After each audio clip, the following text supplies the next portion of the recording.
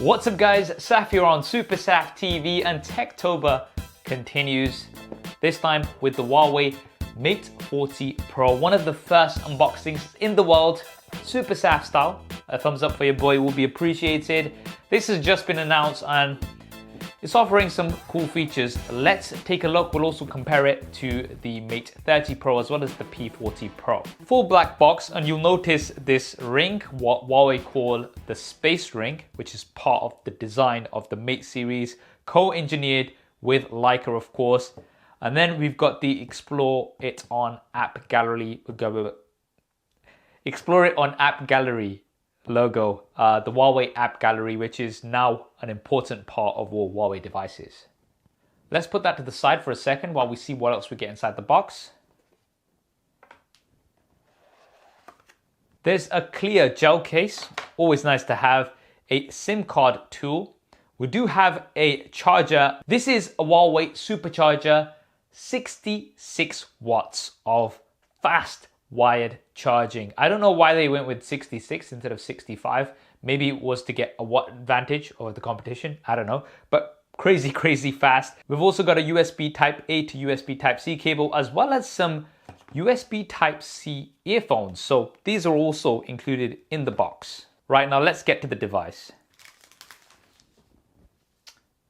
And here it is. This is the Mystic silver color, and it's really trippy. Like, depending on the angle that you're looking at it, it gives you a very different color.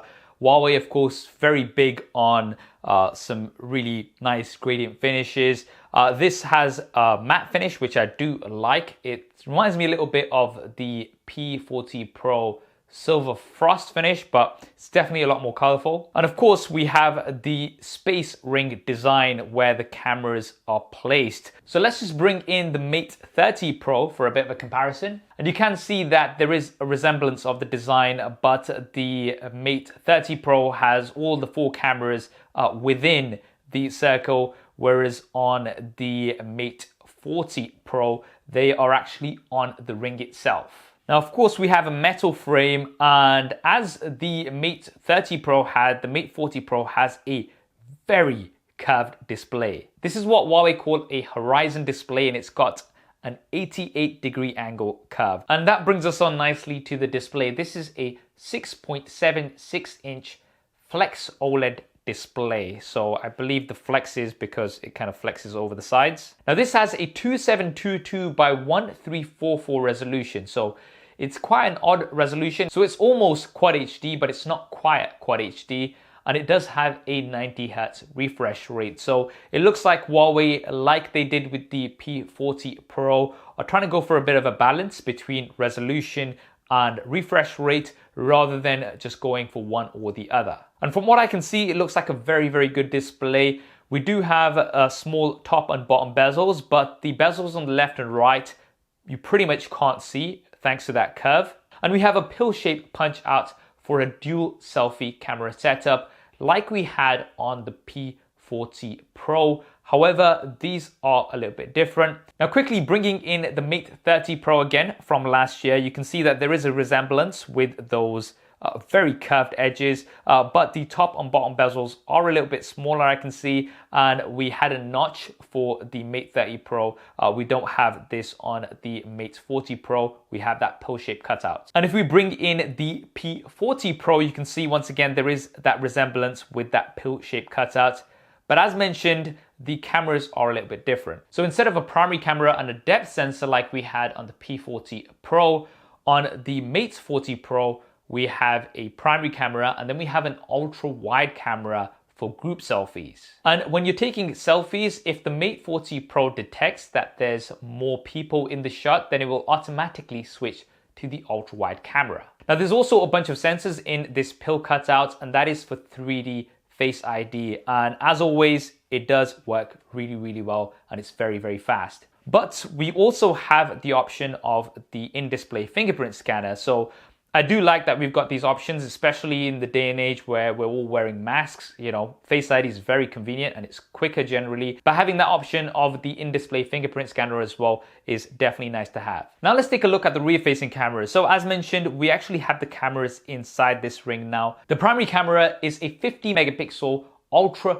vision camera, which has an RYYB sensor. Now, as you guys probably already know, the RYYB instead of the RGB means that you can capture more light. And as well as that, this is a very large size sensor. It's 1/1.28 inches, which makes this one of the largest sensors on any smartphone. And as far as I can tell, this is a very similar, if not the same sensor as we've got on the P40 Pro, which is good news because the P40 Pro takes some amazing images. There's a 20 megapixel ultra wide camera for all of the ultra wide photos and videos. We've then got a 12 megapixel periscope zoom camera, which is going to give you 5 times optical zoom, 10 times hybrid zoom, and up to 50 times digital zoom. Finally, we also have a time of flight sensor as well. Now, if the photos from the P40 Pro and the P40 Pro Plus are anything to go by, this is going to have excellent results. But Huawei are really also concentrating on video capabilities this time too. So on the Mate 40 Pro, you do have real-time HDR processing, which is going to give you much better dynamic range. And there's also a few new video features. One is tracking shot, where you can select your subject and it's going to follow your subject around. There's also steady shot, which is going to keep your footage stable. Now, having a quick look at these on the interface, as soon as you do switch to these modes, you do switch to 1080p automatically from 4K. So something to bear in mind, it looks like it does crop in on that sensor and then it's going to go around tracking or providing that stabilization. Now, of course, we're going to have to do lots of tests and put all of these features through their paces. And if you really do want me to do a super SAF style camera comparison of the Mate 40 Pro, then do let me know in the comments below on which device you'd like me to do it versus. And if there is enough demand, then I will try to work on that as soon as I can.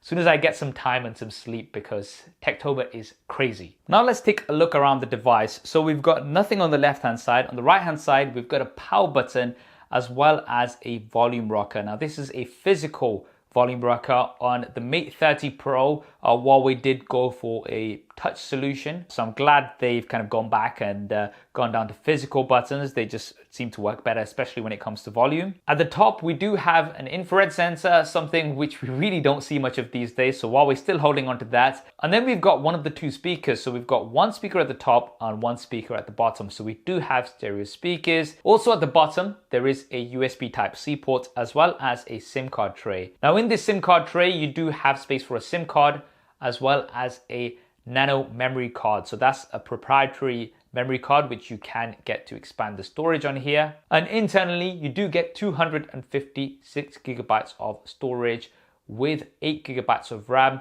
And this is powered by the Kirin 9000 chipset, the world's first 5 nanometer integrated 5G chipset. So the keyword there is integrated 5G. Yes, we've seen that the Apple A14 is the world's first 5 nanometer chipset, but it doesn't have integrated 5G. 5G is a separate modem. This is integrated on here, which should help with efficiency. Now, in terms of speed and performance, obviously this has been absolutely fine in my usage, but I will be using it some more. It is definitely one of the fastest chipsets out there right now. Now for the battery, we do have a 4,400 milliamp hour battery. And in my experience, Huawei devices are very, very good when it comes to battery life. We do have the 66 watt wired charger, as we mentioned earlier on. But of course, we do have wireless charging, and this time it is 50 watt wireless charging, which I believe is the fastest on any smartphone. Now, of course, you will have to buy that wireless charger separately. I actually don't have one. I'm not sure one exists as yet. I do have a 40 watt charger from Huawei, which is super, super fast, but this 50 watt charger will charge your device even faster. Of course, we still do have reverse wireless charging, so you will be able to use the Mate 40 Pro to charge your other devices wirelessly, whether that's some earbuds or something. And now let's talk about the software. This does come with the latest version of EMUI 11, which is based on Android.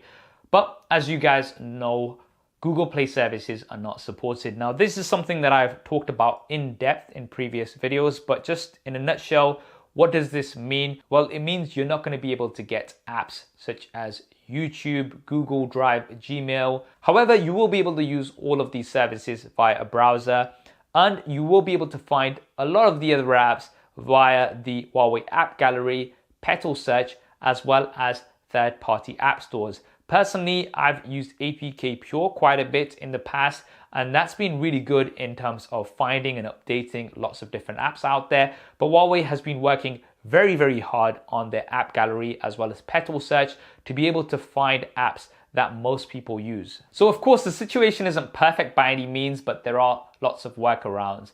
Now, Huawei has also been really working on their integration amongst all of their different devices, something that Huawei is calling OnePlus 8 Plus N. Again, this is something that I've covered in detail in a previous video. I'll link that in the cards and in the description.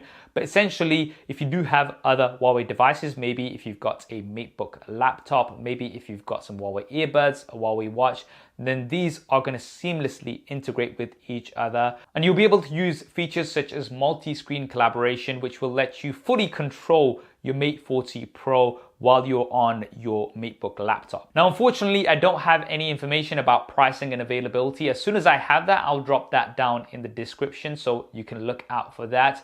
But we will be looking for a release around November time, I'd assume, based on the rumors. And that is the Huawei Mate 40 Pro. What do you guys think of it? Do drop me a comment below and let me know. And also let me know if there's any other coverage that you'd like me to do with this.